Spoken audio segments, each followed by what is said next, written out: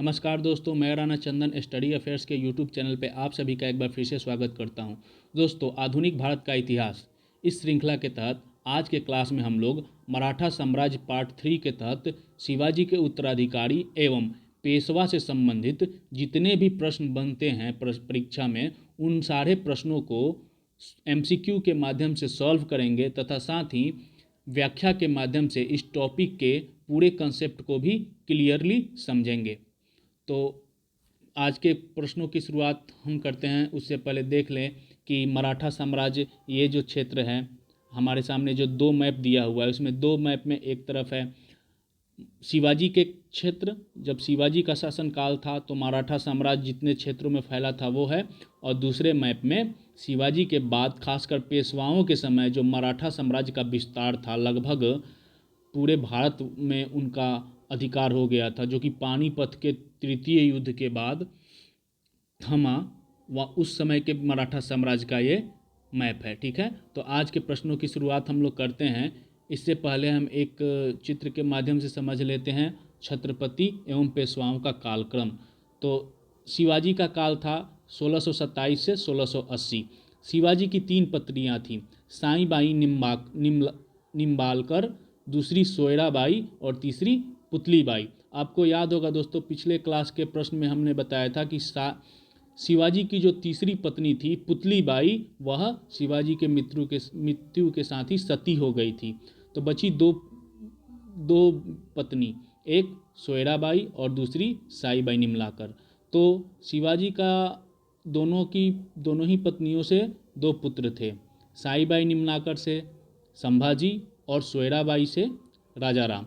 तो शिवाजी के बाद संभाजी बनते हैं मराठा साम्राज्य के छत्रपति, और जो कि 1680 से 1689 ईस्वी तक रहते हैं।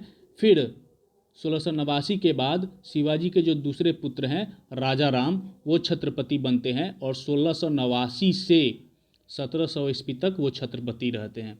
उसके बाद क्या होता है, 1700 ईस्वी के बाद जो राजाराम की जो पत्नी है ताराबाई, वो अपने अल्पवयस्क जो पुत्र हैं शिवाजी द्वितीय, उनको छत्रपति बनाती हैं, और वह 1700 ईस्वी से 1707 ईस्वी तक मराठा छत्रपति रहता है। फिर उसके बाद क्या होता है कि जब शाहू औरंगजेब के मरने के बाद मुगलों के कैद से छूट के आते हैं, तो ताराबाई और शाहू के बीच युद्ध छिड़ जाता है छत्रपति के लिए, और फिर अंततः खेड़ा के युद्ध में जो 1707 ईस्वी में होता है, उसमें शाहू विजयी होते हैं और शाहू बनते हैं अगले छत्रपति, और वो अपनी राजधानी बनाते हैं सत्तारा। तो वो 1708 ईस्वी से लेकर 1749 ईस्वी तक मराठा छत्रपति रहते हैं। फिर उनके मृत्यु के बाद राजाराम द्वितीय बनते हैं छत्रपति, और वह 1749 ईस्वी से लेकर 1777 ईस्वी तक छत्रपति बने रहते हैं। ठीक है, आगे हम दूसरे मैप में देखते हैं कि इधर में पेशवा 1750 ईस्वी में संगोली की संधि हो जाती है, और संगोली की संधि के बाद पेशवा जो होते हैं, जो पेशवा कौन थे, अष्टप्रधान का सबसे बड़ा पद, शिवाजी का जो अष्टप्रधान होता था उसमें सबसे बड़ा पद होता था पेशवा का, एज ए प्रधानमंत्री के बराबर। तो 1750 ईस्वी में संगोली की संधि के द्वारा पेशवाओं को मराठों का सबसे सर्वश्रेष्ठ मान लिया जाता है, और पेशवाओं के अधीन ही मराठा हो जाते हैं। ठीक, तो प्रथम जो पेशवा होते हैं वह 1713 ईस्वी में बालाजी विश्वनाथ होते हैं, और इनके काल से ही, बालाजी विश्वनाथ के काल से जो पेशवाओं का जो पद है वो वंशानुगत हो जाता है।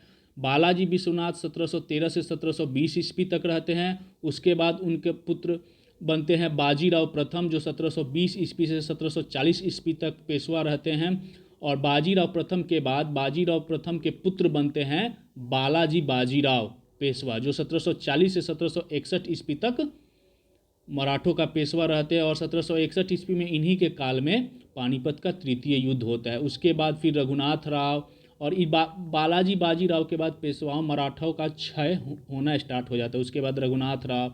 तो शुरू के जो चार हैं ना, बालाजी विश्वनाथ, बाजीराव प्रथम और बालाजी बाजीराव, इनसे काफ़ी प्रश्न बनते हैं परीक्षा में। तो इन सारे पेशवाओं और स्टार्टिंग के छत्रपतियों का नाम आप जरूर समय अनुसार याद कर लीजिएगा, उनका काल कब से कब तक थे और उनका नाम ये जरूर याद कर लीजिएगा, ठीक है। आगे के प्रश्न में आपको काफ़ी मदद मिलेगी।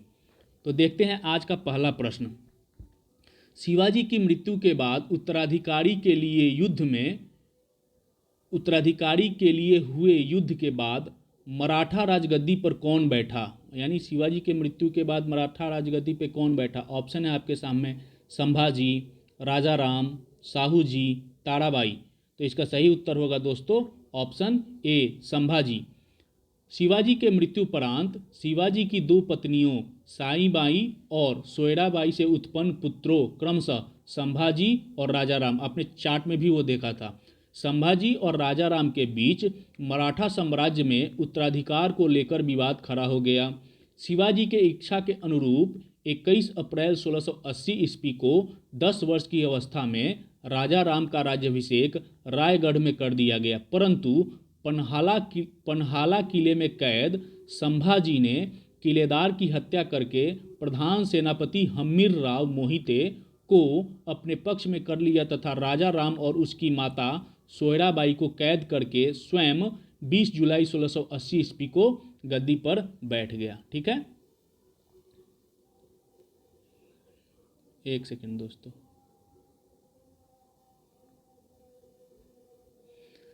तो 1680 ईस्वी में शिवाजी की मृत्यु के बाद उत्तराधिकार के लिए हुए युद्ध में राजाराम और संभाजी में उत्तराधिकार का युद्ध होता है, जिसमें संभाजी अंततः विजयी होता है और उत्तराधिकार वही बन जाता है। नेक्स्ट क्वेश्चन हम लोग देखते हैं दोस्तों। संभाजी का जन्म कब हुआ था? 1655 ईस्वी में, 1656 ईस्वी में, 1657 ईस्वी में, 1664 ईस्वी में। तो इसका सही उत्तर होगा दोस्तों ऑप्शन सी 1657 ईस्वी। संभाजी ने भी रायगढ़ को अपना राजधानी बनाया। शिवाजी की राजधानी भी रायगढ़ थी और संभाजी ने भी अपनी राजधानी कहाँ बनाई? रायगढ़ में। इसका जन्म 1657 ईस्वी को साईबाई निम्लाकर के गर्भ से हुआ था। केशव भट्ट और उमाजी पंडित उनके गुरु व शिक्षक थे। गुरु कौन थे? केशव भट्ट। और शिक्षक कौन थे? उमाजी पंडित। किनके? तो संभाजी के। इनकी पत्नी का नाम येसुबाई था, जिनसे पुत्र साहू उत्पन्न हुआ। संभाजी की पत्नी का क्या नाम था? येसुबाई। और साहू किनका पुत्र था? संभाजी का। संभाजी आरंभ से ही अभिमानी, क्रोधी और भोग विलासी प्रकृति का था। संभाजी जो एक योग्य राजा नहीं थे, इसीलिए शिवाजी जो अपने अंतिम दिनों में संभाजी से काफ़ी रुष्ट रहते थे और संभाजी ने विद्रोह भी कर दिया था। इसी कारण शिवाजी ने राजा राम को अपना उत्तराधिकारी घोषित कर दिया था। इसके बाद शिवाजी के मरने के बाद ही संभाजी क्या है, राजा राम से उत्तराधिकार का युद्ध लड़े और राजा राम और उनकी माँ को पराजित करके खुद छत्रपति बन गए, ठीक है। Next question. संभाजी ने किसे अपना पेशवा नियुक्त किया? ऑप्शन है आपके सामने उमाजी पंडित, कवि कलश, अन्नाजी दंतो, नीलोपंत। तो उमाजी पंडित तो उनके गुरु थे और कवि कलश तो शिवाजी के काल के थे, अन्नाजी दत्तो भी। तो ऑप्शन बचता है नीलोपंत, ठीक है।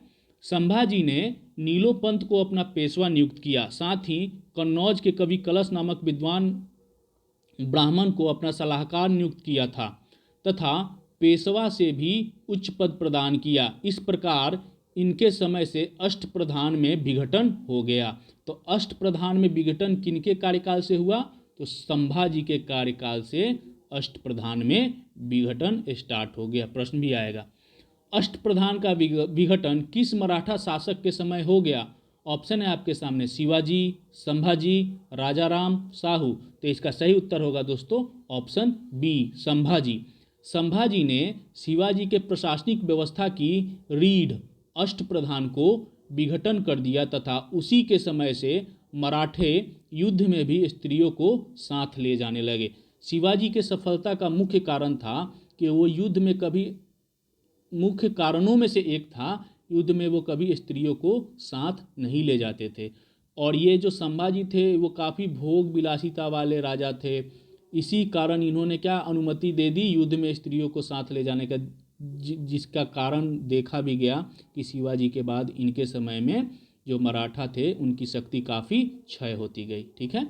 नेक्स्ट क्वेश्चन, संभाजी और मुगल सूबेदार दिलेर खां के बीच हुए समझौते के तहत संभाजी को कितने हजार का मनसब प्रदान किया गया था? ऑप्शन है आपके सामने 2000, 3000, 5000, 7000। उत्तर है इसका दोस्तों 7000। नेक्स्ट क्वेश्चन हम लोग देखते हैं, संभाजी ने औरंगजेब के किस विद्रोही पुत्र को शरण प्रदान की थी? ऑप्शन है आपके सामने मुअज्जम, अकबर द्वितीय, बहादुर शाह, इनमें से कोई नहीं। तो आपने मध्यकालीन भारत का इतिहास पढ़ा होगा तो उसमें आपको मिलेगा कि औरंगजेब के पुत्र अकबर द्वितीय ने विद्रोह कर दिया था। तो यही इसका सही उत्तर होगा ऑप्शन बी, अकबर द्वितीय। 1681 ईस्वी में औरंगजेब का विद्रोही पुत्र अकबर द्वितीय संभाजी से सहायता मांगने दक्षिण भारत पहुंचा, जिसे सहायता प्रदान करते हुए संभाजी ने उसे मराठा राज्य में 6 वर्षों तक रखा, जो कि मराठों का मुगलों से संघर्ष का कारण बना। 1681 ईस्वी में वो अकबर शिवाजी मराठा साम्राज्य में संभाजी के पास आया और संभाजी ने उन्हें शरण भी दिया, 6 वर्षों तक अपने पास रखा, और यही कारण है कि औरंगजेब ने संभाजी के ऊपर आक्रमण भी किया था। नेक्स्ट क्वेश्चन, किस मुगल सेनापति ने 1689 ईस्वी में संभाजी की निर्मम हत्या कर दी? ऑप्शन है आपके सामने दिलेर खां, मुबारक खां, मुअज्जम, शाइस्ता खां। तो इसका सही उत्तर होगा दोस्तों मुबारक खां। औरंगजेब अपने पुत्र का पीछा करता हुआ स्वयं दक्षिण भारत गया। अकबर द्वितीय का पीछा करता हुआ अकबर द्वितीय संभाजी के शरण में था। 1686 ईस्वी में बीजापुर और 1687 ईस्वी में गोलकुंडा को जीतने के पश्चात औरंगजेब ने अपना ध्यान संभाजी की ओर केंद्रित किया तथा 1789 ईस्वी में औरंगजेब का सेनापति मुबारक खां द्वारा संभाजी और कवि कलश सहित उनके परिवार के सदस्यों की बड़ी निर्दयतापूर्वक मार डाला गया। तो 1789 में संभाजी को किसने मार दिया? तो औरंगजेब के सेनापति मुबारक खां ने। किसके साथ? कवि कलश और उनके परिवार के और भी कई सदस्यों के साथ। ठीक है। नेक्स्ट क्वेश्चन, संभाजी की मृत्यु के बाद किसे मराठों का राजा घोषित किया गया? ऑप्शन है आपके सामने साहू, राजा राम, शिवाजी द्वितीय, संभाजी द्वितीय। तो स्टार्टिंग में मैंने एक चार्ट दिया था, अगर आपको वो याद होगा तो इसका उत्तर भी आप आसानी से दे सकते हैं। सही उत्तर है राजा राम। राजा राम कौन था? तो शिवाजी का दूसरा पुत्र। ठीक है। संभाजी की मृत्यु के बाद उसका सौतेला भाई राजा राम, जो 19 फरवरी 1689 ईस्वी को मराठों का राजा घोषित किया गया। राजा राम की आयु उस समय 19 वर्ष थी। 1689 ईस्वी में 19 वर्ष की उस उम्र में राजा राम को मराठों का छत्रपति या राजा घोषित किया गया। ठीक है। 1680 तक शिवाजी, 1680 से 89 संभाजी और 1689 से लेकर 1700 ईस्वी तक राजा राम। नेक्स्ट क्वेश्चन, वह मराठा कौन था जो राजा होते हुए भी कभी सिंहासन पर नहीं बैठा? ऑप्शन है आपके सामने राजा राम, साहू, शिवाजी द्वितीय, संभाजी द्वितीय। तो इसका सही उत्तर होगा दोस्तों ऑप्शन ए, राजा राम। राजा राम ने अंत तक यही कहा कि संभाजी के पुत्र साहू का, जो औरंगजेब की कैद में था, प्रतिनिधि मात्र है। ये अपने आप को, संभाजी के पुत्र जो था साहू, उस समय वो कहाँ था? औरंगजेब के कैद में था साहू। तो राजा राम ने अपने आप को उसका एक प्रतिनिधि मात्र माना। इसी कारण राजा होते हुए भी वह कभी सिंहासन पर नहीं बैठा, परंतु उसके नेतृत्व में शिवाजी के समय में तैयार हुए अनेक योग्य राजनीतिज्ञ और सेनापति एकत्रित हो गए। राजा राम बहुत ही चरित्रवान राजा था।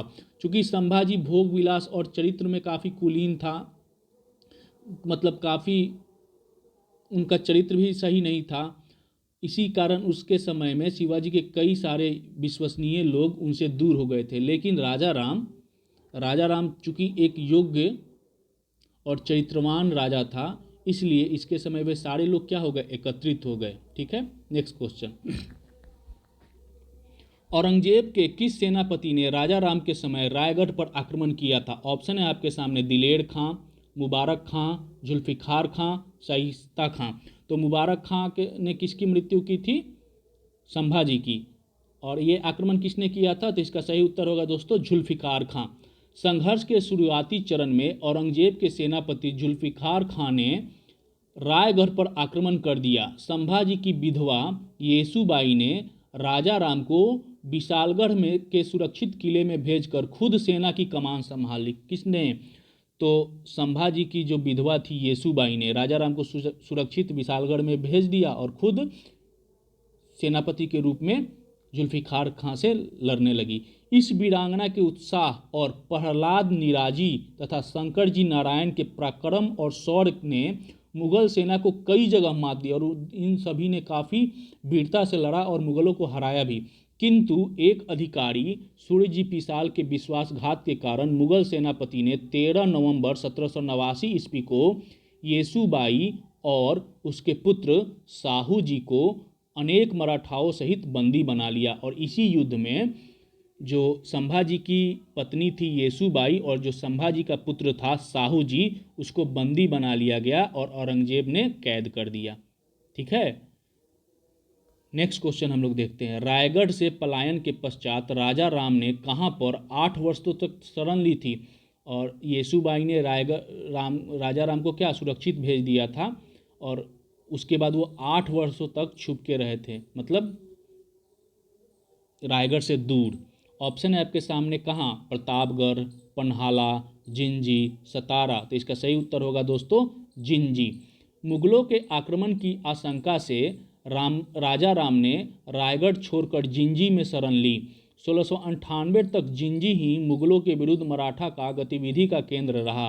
1691 ईस्वी में जुल्फिकार खां के नेतृत्व में मुगल सेना ने जिंजी का घेरा डाल दिया और यहाँ 8 वर्षों तक रहा। 8 वर्षों तक जिंजी में ही शरण लिए थे। किसने? राजा राम ने।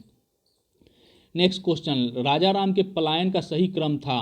आपके सामने 4 जगह के नाम दिए गए, आपको अब उसका क्रम बताना है कि पहले कब कब वो शुरुआती में रहे हैं। पन्हाला 1 नंबर में, 2 नंबर में प्रतापगढ़, 3 नंबर में जिंजी और 4 नंबर में सत्तारा। तो इसका सही उत्तर होगा दोस्तों ऑप्शन सी, यानी पहले वो प्रतापगढ़ गए, फिर वो पन्हाला गए, फिर जिंजी और अंत में सत्तारा, और सत्तारा को ही अंत में अपनी राजधानी बना लिए। ठीक है, नेक्स्ट क्वेश्चन, सरंजाम प्रथा को किसके द्वारा पुनः शुरू किया गया था? तो सरंजाम प्रथा, अगर आपने पिछले क्लास का वीडियो देखे होंगे तो शिवाजी के कार्यकाल में सरंजाम वो होता था जो जागीर के बदले, वेतन के बदले कुछ जागीरें दी जाती थी, उसे ही सरंजाम कहा जाता था। ठीक, तो इसका अब ये इसी से क्वेश्चन है, सरंजाम प्रथा को किसके द्वारा पुनः शुरू किया गया? तो इसका ऑप्शन है बालाजी विश्वनाथ, बाजीराव प्रथम, संभाजी, राजा राम। तो इसका सही उत्तर होगा दोस्तों राजा राम के द्वारा। नेक्स्ट क्वेश्चन, राजा राम ने अपनी राजधानी रायगढ़ से कहाँ स्थानांतरित की? तो वह कहाँ लास्ट में रहा था? सत्तारा में। ऑप्शन है आपके सामने प्रतापगढ़, पन्हाला, जिंजी, सत्तारा। पहले वो कहाँ गए? प्रतापगढ़, फिर पन्हाला, फिर जिंजी, फिर सतारा। तो इसका सही उत्तर होगा सतारा। 1698 ईस्वी में जिंजी से भागकर राजा राम सतारा पहुंचा और उसे अपनी राजधानी बनाई। 1700 ईस्वी में राजा राम की सतारा में ही मृत्यु हो गई, परंतु वह जब तक जीवित रहा मराठों की स्वतंत्रता के लिए संघर्षरत रहा। 1700 ईस्वी में मृत्यु हो गई किसकी? राजा राम की। और राजा राम ने अपनी राजधानी कहाँ बनाई? तो रायगढ़ से स्थानांतरित करके सतारा में अपनी राजधानी बनाई। नेक्स्ट क्वेश्चन, अष्टप्रधान के अलावा एक नए पद प्रतिनिधि का सृजन किस मराठा शासक ने किया था?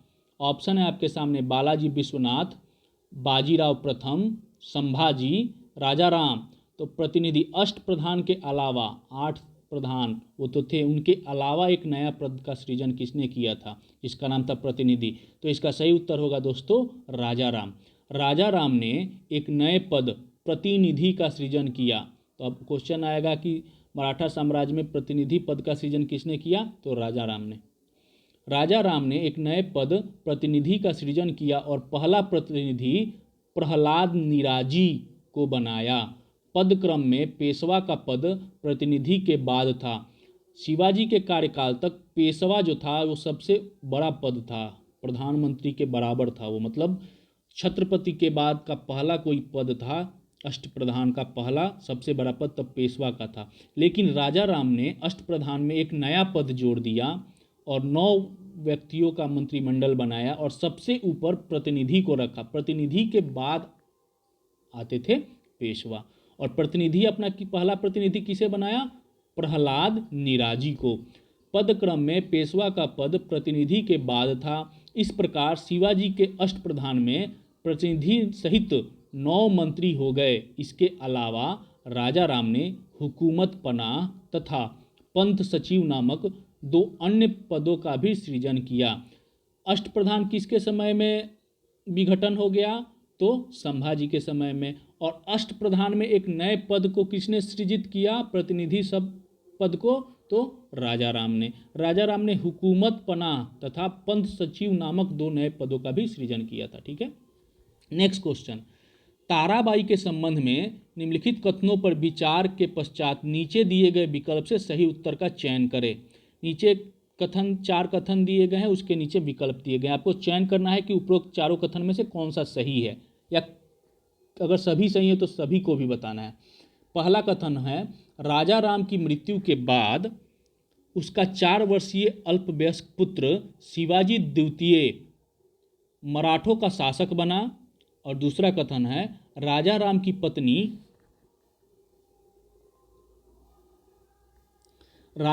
पत्नी ताराबाई शिवाजी द्वितीय की संरक्षिका बनी।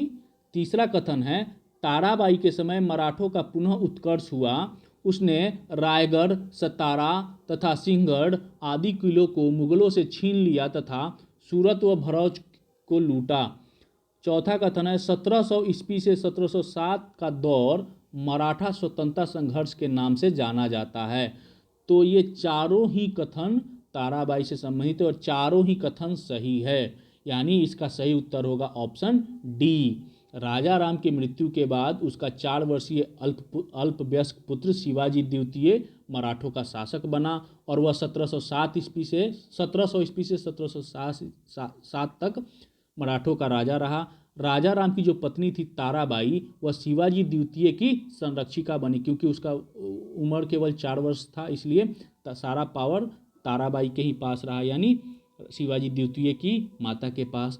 ताराबाई के समय मराठों का पुनः उत्कर्ष हुआ और ताराबाई बहुत बड़ी योद्धा थी, इसलिए उसने उन्हें काफ़ी युद्ध किया मुगलों के साथ, और रायगढ़, सतारा, सिंहगढ़ इन सारे किलों को मुगलों से छीन लिया। और वही काल जो है, जो ताराबाई का जो काल था 1700 ईस्वी से 1707 ईस्वी का काल, उसे मराठा स्वतंत्रता संघर्ष के नाम से भी जाना जाता है। ठीक है, नेक्स्ट क्वेश्चन। खेड़ा का युद्ध किसके किसके बीच लड़ा गया था? अब खेड़ा का युद्ध किसके बीच लड़ा गया था? ऑप्शन है आपके सामने, साहू और राजा राम के बीच, साहू और शिवाजी द्वितीय के बीच, साहू और ताराबाई के बीच, औरंगजेब और ताराबाई के बीच। साहू कौन था? तो साहू संभाजी का पुत्र था। राजा राम कौन था? तो राजा राम साहू का चाचा था और संभाजी का भाई था। तो खेड़ा का युद्ध किनके किनके बीच हुआ था? तो इसका सही उत्तर होगा दोस्तों ऑप्शन सी, साहू और ताराबाई के बीच। औरंगजेब की मृत्यु के बाद आपको पता है कि 1789 ईस्वी में शिवाजी के जो सेनापति थे जुल्फिकार खां, उसने मुगलों का जो सेनापति था उसने संभाजी मुबारक था, वो संभाजी की हत्या कर दी थी। और उसके बाद उनकी जो पत्नी थी और उनके जो पुत्र थे उनको बंदी बनाकर मुगलों ने कैद कर रखा था। ठीक, जब औरंगजेब की मृत्यु हुई, वही है, औरंगजेब की मृत्यु के बाद मुगलों ने संभाजी के पुत्र साहू को कैद से रिहा कर दिया, जिसके बाद साहू और ताराबाई में उत्तराधिकार का संघर्ष प्रारंभ हो गया। 1707 ईस्वी में औरंगजेब की मृत्यु हुई, साहू को कैद से रिहा कर दिया गया, और जब वो आए तो यहाँ पे ताराबाई संरक्षिका बन के शिवाजी द्वितीय के शासन में वह अपनी शासिका बन चुकी थी। और जब वो साहू आए तो इन दोनों के बीच में उत्तराधिकार का युद्ध छिड़ गया और ताराबाई में उत्तराधिकार का संघर्ष प्रारंभ हो गया। क्योंकि ताराबाई अपने पुत्र शिवाजी द्वितीय को सिंहासन पर बैठाना चाहती थी, अंत में 12 अक्टूबर 1707 ईस्वी को साहू और ताराबाई के मध्य खेड़ा नामक युद्ध हुआ, जिसमें साहू बालाजी विश्वनाथ की मदद से विजयी हुआ। खेड़ा का युद्ध कब हुआ? 1707 ईस्वी में। किसके किसके बीच? साहू और ताराबाई के बीच। साहू किसकी मदद से जीता? बालाजी विश्वनाथ की मदद से। तो 1707 के खेड़ा के युद्ध में साहू ने ताराबाई को पराजित किया, ठीक है, और साहू और ताराबाई के बीच खेड़ा का युद्ध हुआ था। नेक्स्ट क्वेश्चन, संभाजी के पुत्र साहू जी का राज्याभिषेक किस वर्ष हुआ? ऑप्शन है आपके सामने 1708 ईस्वी में, 1707 ईस्वी में, 1709 ईस्वी में, 1719 ईस्वी में। तो इसका सही उत्तर होगा दोस्तों ऑप्शन ए 1707 ईस्वी में। संभाजी के पुत्र साहू का 1708 ईस्वी में राज्याभिषेक हुआ। इन्होंने सत्तारा को अपनी राजधानी बनाई, एक नवीन पद सेना कर्ते का सृजन किया और उस पद पर बालाजी विश्वनाथ को नियुक्त किया। ठीक है दोस्तों, 1707 ईस्वी में साहू जो है वह मुगलों के कैद से रिहा हुआ और 1707 ईस्वी में ही वह ताराबाई के साथ खेड़ा का युद्ध में विजयी हुआ और 1708 ईस्वी में वह राज्याभिषेक अपना करवाया। चूँकि राजा राम ने भी अपनी राजधानी सत्तारा बनाई थी, तो साहू ने भी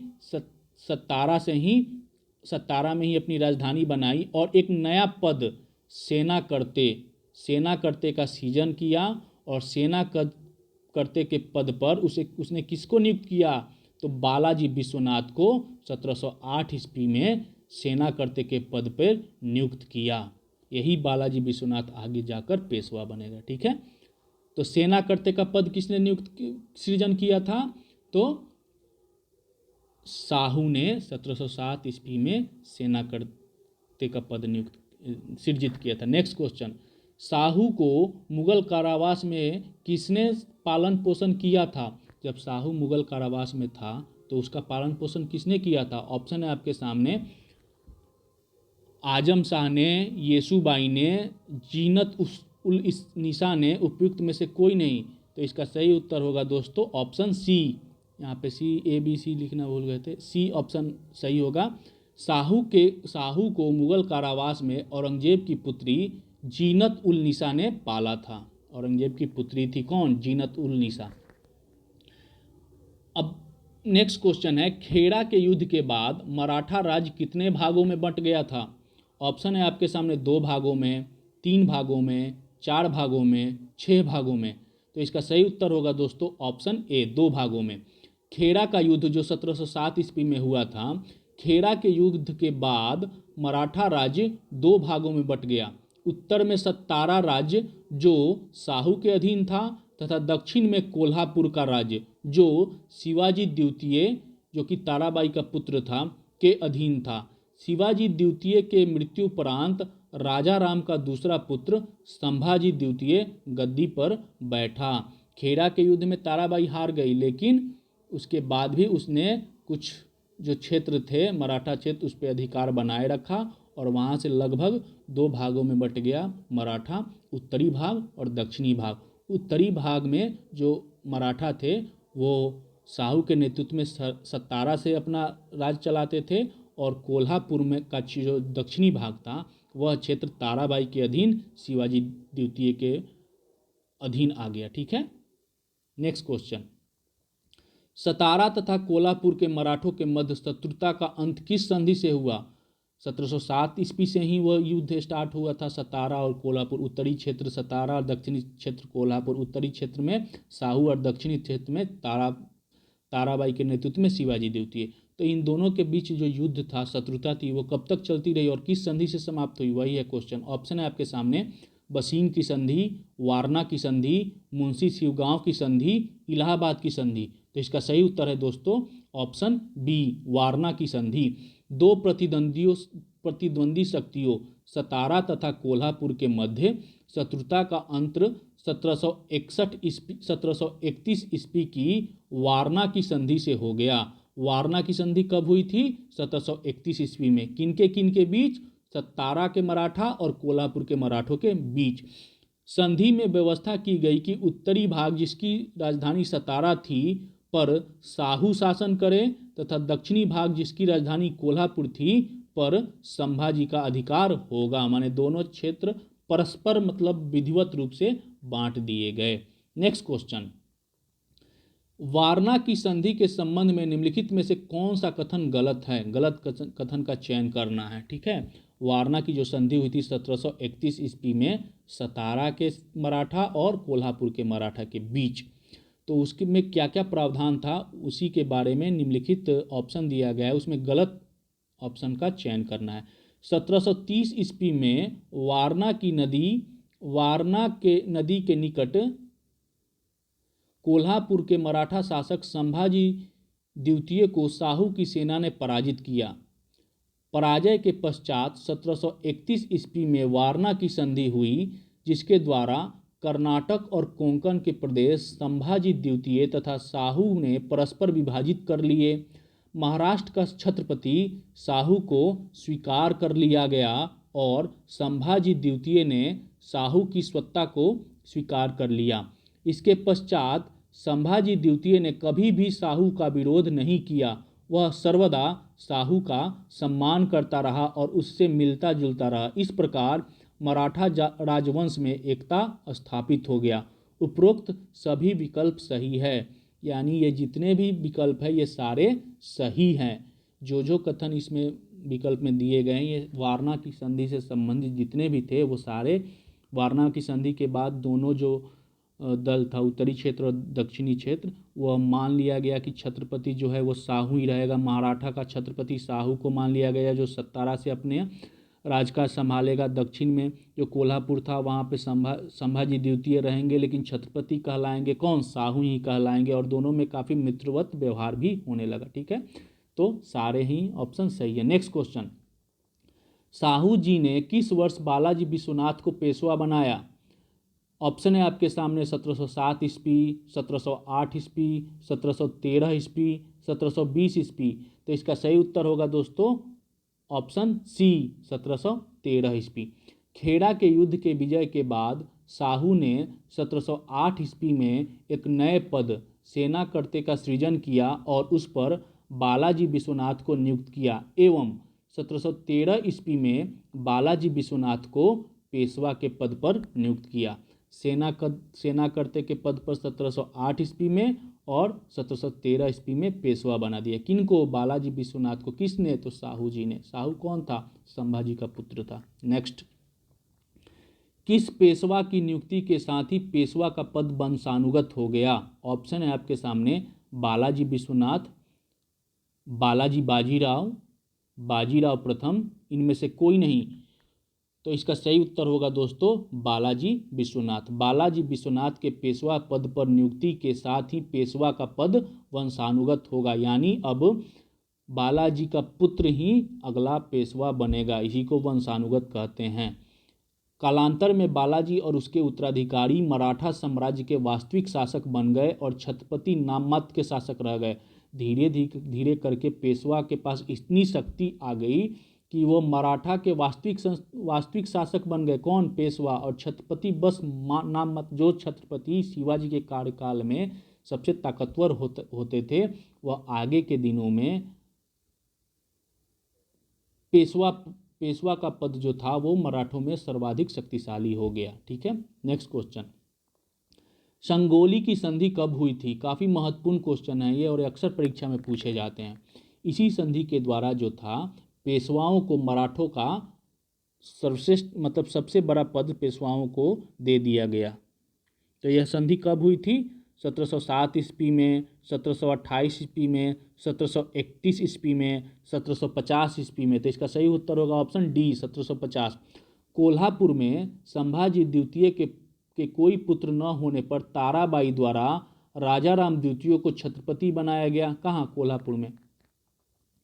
1750 ईस्वी में बालाजी बाजीराव एवं राजा राम द्वितीय के मध्य संगोली की संधि हो गई। इस संधि के अनुसार पेशवा मराठा संगठन का वास्तविक प्रधान बन गया और मराठा छत्रपति सत्तारा में नाम मात्र के शासक रह गए। सत्तारा का जो छत्रपति था वह नाम मात्र के शासक रह गए और जो कोल्हापुर का जो छत्रपति था उन्होंने संगोली की संधि कर ली। किसके साथ? बालाजी बाजीराव के साथ। किसने? राजा राम द्वितीय ने। और छत्रपति का जो पद है वो नीचे हो गया और जो पेशवाओं का जो पद था वो वास्तविक रूप से प्रधान बन गया। शक्ति तो पहले ही आ गई थी लेकिन वास्तविक रूप से प्रधान संगोली की संधि में मान लिया गया। नेक्स्ट क्वेश्चन, पेशवा बालाजी विश्वनाथ के संबंध में निम्नलिखित कथनों पर विचार करके नीचे दिए गए विकल्प से सही उत्तर का चयन करें। नीचे कथन दिया गया है, उसके बाद ऑप्शन दिया गया, आपको सही कथन चुनना है। बालाजी विश्वनाथ कोंकण के एक ब्राह्मण थे जिन्हें मराठा राज्य का दूसरा प्रवर्तक माना जाता है। अब दूसरा इन्हें माना जाता है बालाजी विश्वनाथ को, पहला किन्हें माना जाता था? शिवाजी को। ठीक है। 1696 ईस्वी में बालाजी विश्वनाथ पूना के सभासद थे। साहू के राज्याभिषेक में प्रमुख भूमिका अदा करने के कारण 1708 ईस्वी में साहू ने बालाजी यानी बालाजी विश्वनाथ को सेनापति यानी सेना करते और 1713 ईस्वी में पेशवा नियुक्त किया। आपने पहले पढ़ ही लिया इस टॉपिक को, इस लाइन को। और 1720 ईस्वी को अचानक इनकी मृत्यु हो गई, जिसके बाद इनके पुत्र बाजीराव प्रथम को पेशवा नियुक्त किया गया।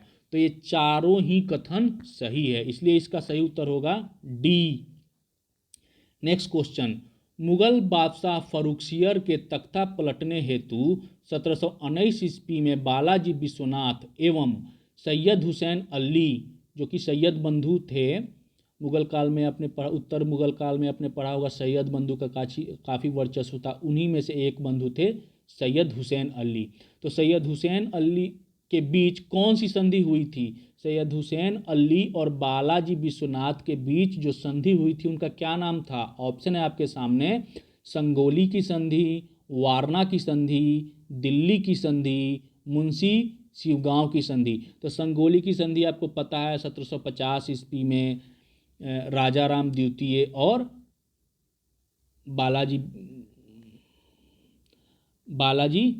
बाजीराव के बीच, और वारना की संधि भी आपको पता होगा सतारा और कोल्हापुर के बीच। अब बचता है दिल्ली की संधि और मुंशी शिवगांव की संधि। तो दिल्ली की संधि इसका सही उत्तर होगा, ऑप्शन सी, दिल्ली की संधि। संगोली की संधि आपने देख लिया है, वारना की संधि भी देख लिए, समझ लिए हैं पिछले प्रश्न में, और दिल्ली की संधि भी। अब बचता है मुंशी शिवगांव की संधि, आगे इसकी भी चर्चा प्रश्न में होगी। तो बालाजी ने अपनी सूझबूझ और कौशल से दिल्ली दरबार में चल रहे षड्यंत्रों का लाभ उठाकर मुगल बादशाह फर्रुखसियर के तख्ता पलटने हेतु 1719 ईस्वी में मुगल सूबेदार सैयद हुसैन अली से दिल्ली की संधि की थी। तो दिल्ली की संधि कब हुई थी? 1719 ईस्वी में। किनके बीच? तो मुगल सूबेदार हुसैन अली और मराठों का पेशवा बालाजी विश्वनाथ के बीच। नेक्स्ट क्वेश्चन, पेशवा बालाजी विश्वनाथ एवं मुगल सूबेदार सैयद हुसैन अली के बीच हुई दिल्ली की संधि की प्रमुख शर्तें क्या थी? अब दिल्ली की संधि जो 1719 ईस्वी में हुई थी उनमें प्रमुख शर्तें क्या थी? नीचे कथन के माध्यम से शर्त दिया गया है और उसके बाद ऑप्शन चुनना है।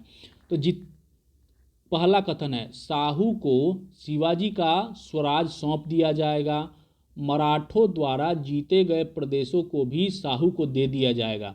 जो शिवाजी के समय में जितने भी जो क्षेत्र जीते गए थे, जो मुगल औरंगजेब के समय उसे हथिया लिया था, उसको उन सारे क्षेत्र को किनको दे दिया जाएगा? साहू को दे दिया जाएगा, यानी मराठा साम्राज्य में दे दिया जाएगा। मराठों द्वारा जीते गए प्रदेशों को भी साहू को दे दिया जाएगा। दक्कन के क्षेत्रों में मराठों को चौथ व सरदेशमुखी का अधिकार होगा, जिसके बदले में 15,000 मराठे घुड़सवार मुगलों की सेवा में रहेंगे। दूसरी जो संधि की शर्त थी। तीसरा शर्त था, कोल्हापुर में संभाजी द्वितीय को साहू परेशान नहीं करेंगे। मराठा प्रतिवर्ष सम्राट को 10 लाख रुपये खिराज देगा। कोल्हापुर और सतारा के बीच जो संधि हुई थी, वारना की संधि, वो 1731 ईस्वी में हुई थी, और ये बात हो रही है 1719 ईस्वी का। उस वर्ष तक सतारा और कोल्हापुर के बीच हमेशा षड्यंत्र और युद्ध थोड़ा बहुत जो झपट होती रहती थी। ठीक है, तो उससे पहले की बात है, 1731 के पहले की बात है। कोल्हापुर में संभाजी द्वितीय को साहू परेशान नहीं करेंगे। और चौथा जो शर्त था, क्या था? मुगल सम्राट साहू की माता येसुबाई, पत्नी सावित्रीबाई, भाई मदन सिंह तथा उसके अन्य संबंधियों को कैद से मुक्त कर देगा। साहू को तो मुक्त कर दिया था, लेकिन बाकी सारे लोग अभी भी और मुगलों के कैद में थे, तो ये संधि में उसको भी स्वीकार कर लिया गया। तो उपरोक्त सारे जो कथन हैं वह सही है। दिल्ली की संधि के संबंध में, ठीक है। नेक्स्ट क्वेश्चन, पेशवा बालाजी विश्वनाथ एवं मुगल सूबेदार सैयद हुसैन अली के बीच हुई दिल्ली की संधि को किस इतिहासकार ने मराठों का मैग्ना कार्टा की संज्ञा दी है? जो दिल्ली की संधि हुई थी सैयद हुसैन अली और बालाजी विश्वनाथ के बीच, उसे एक अंग्रेज इतिहासकार ने मराठों का मैग्ना कार्टा कहा, यानी इससे बहुत सारे अधिकार मराठों को मिल गए थे दिल्ली की संधि से। तो वो इतिहासकार कौन था? ऑप्शन है आपके सामने, ग्रांट डफ, रिचर्ड टेम्पले, जे.एन. सरकार, इनमें से कोई नहीं। तो इसका सही उत्तर होगा दोस्तों रिचर्ड टेम्पले। दिल्ली की संधि के शर्तों के अनुसार जब हुसैन अली ने दक्षिण से उत्तर की ओर प्रस्थान किया तो 15,000 सैनिक बालाजी विश्वनाथ तथा खंडेराव धमादे के नेतृत्व में उसके साथ थे। 15,000 सैनिक तय हुआ था, चौथ के सरदेशमुख और चौथ वसूलने के बदले 15,000 सैनिक मराठा सैनिक मुगल के साथ होंगे। सैयद भाई फरुखसियर को गद्दी से उतारने में सफल हो गए और नए मुगल सम्राट रफीत उद दरजात ने मराठों के साथ हुई संधि की समस्त शर्तों को स्वीकार कर लिया। यह संधि बालाजी विश्वनाथ की महानता की परिचायक थी। इस संधि की महत्ता को उद्धत करते हुए रिचर्ड टेम्पले ने इसे मराठों का मैग्ना कार्टा की संज्ञा। मैग्ना कार्टा मतलब होता है अधिकारों का लिखित दस्तावेज, तो उसे ही मराठों का मैग्ना कार्टा कहा गया, ठीक है, रिचर्ड टेम्पले के द्वारा। नेक्स्ट क्वेश्चन, मराठा संघ की स्थापना किसने की थी? ऑप्शन है आपके सामने, शाहजी भोसले, शिवाजी, बालाजी विश्वनाथ, बाजीराव प्रथम। तो इसका सही उत्तर होगा दोस्तों बालाजी विश्वनाथ। मराठा संघ की स्थापना बालाजी विश्वनाथ ने की थी। नेक्स्ट क्वेश्चन, बालाजी विश्वनाथ की मृत्यु के पश्चात शाहू ने किसे पेशवा नियुक्त किया? ऑप्शन है आपके सामने, बालाजी द्वितीय, रघुनाथ राव, बालाजी प्रथम, बाजीराव प्रथम। तो इसका सही उत्तर होगा दोस्तों ऑप्शन डी, बाजीराव प्रथम, जो कि बालाजी विश्वनाथ का पुत्र था। बालाजी विश्वनाथ के पश्चात उसके पुत्र बाजीराव प्रथम को पेशवा नियुक्त किया गया। उस समय उनकी आयु 19 वर्ष थी, परंतु उनकी सूझबूझ अद्भुत थी। उनके अधीन मराठा शक्ति अपने चरमोत्कर्ष पर पहुंच गया। तो सबसे जो प्रतिभाशाली पेशवा कहा जाता है बाजीराव प्रथम को ही। आपने मूवी भी देखी होगी बाजीराव मस्तानी, ठीक है, उसमें इन्हीं बाजीराव प्रथम की चर्चा उस फिल्म में दिखाया गया है। नेक्स्ट क्वेश्चन, अब वक्त आ गया है कि जर्जर वृक्ष के तने पर प्रहार किया जाए तो हमारी सत्ता अटक से कटक तक स्थापित हो जाएगी। यह कथन किसका है? ऑप्शन है आपके सामने, शाहू का, संभाजी का, बाजीराव प्रथम का, बालाजी विश्वनाथ का। तो इसका सही उत्तर है दोस्तों बाजीराव प्रथम का। मुगल साम्राज्य के खंडहरों पर भारत में मराठा राज्य की स्थापना करने के उद्देश्य से बाजीराव प्रथम ने शाहू से कहा कि अब समय आ गया है कि हम विदेशियों को भारत से निकाल दें और हिंदुओं के लिए अमर कृति प्राप्त कर लें। आओ हम इस पुराने वृक्ष के खोखले तने पर प्रहार करें, शाखाएं तो स्वयं गिर जाएंगी। हमारे प्रयत्नों से मराठा पताका कटक यानी कृष्णा नदी से अटक तक फहराने लगेगा। तो ये कथन बार बार परीक्षा में पूछा जाता है किसका है? तो यह कथन बाजीराव प्रथम ने किससे कहा था?